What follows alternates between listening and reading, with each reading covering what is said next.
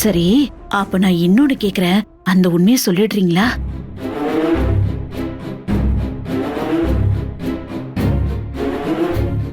இங்க பாரு ஈஸ்வரி, அப்போ அந்த ஃபாத்திமா இருக்கால்ல, அவ என்ன கொல்ல வந்ததும் உண்மைதானே?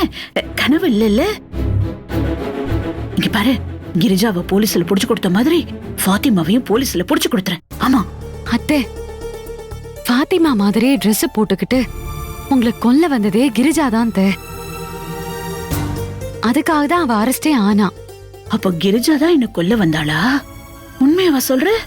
ஆமாம்மா, ஈசு உண்மையதான் சொல்றா.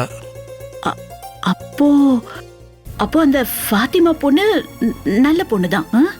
கிரிஜா மட்டும்தான் கெட்டவ. ஆமா அத்தை. அப்ப சரி, இனிமே நான் நிம்மதியா தூங்குவேன். கிரிஜா மட்டும்தான் கெட்டவ, இந்த வீட்டுல மத்த எல்லாரும் நல்லவங்க. இனிமே எனக்கு தூக்கம் வரும், எந்த பிரச்சனையும் வராது. ஆமா, தூங்கிடலாம் என்ன?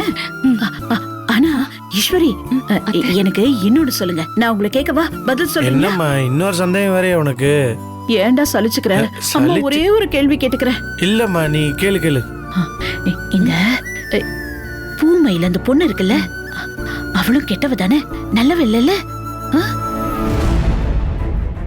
என்ன ஈசு, பூமியில நல்லவளா கெட்டவளான்னு அம்மா கேக்குறாங்களே, இப்ப நீ என்ன சொல்ல போற? உண்மையதான் சொல்ல போறேன் அத்தை. பூமையில மேல கொஞ்சம் டவுட்டா தான் இருக்கு. அதனாலதான் அவளை இந்த ரூம்குள்ள வரக்கூடாதுன்னு சொல்லிருக்கேன். பாத்தியா, நான் சொன்ன மாதிரியே செஞ்சிருக்கேன். அது எனக்கு அவ மேல முன்னாடியே சந்தேகம் இருந்துச்சு ஈஸ்வரி. எப்ப பார்த்தாலும் பாவமாவே நடிச்சிட்டு இருந்தா. யாரோ என்ன கொல்ல வந்தப்ப தூங்குற மாதிரியே நடிச்சா. அப்பதான் எழுந்த மாதிரி உங்ககிட்ட சொன்னால, அது எல்லாமே போய். ஆமா, அவளும் கெட்டவதான்.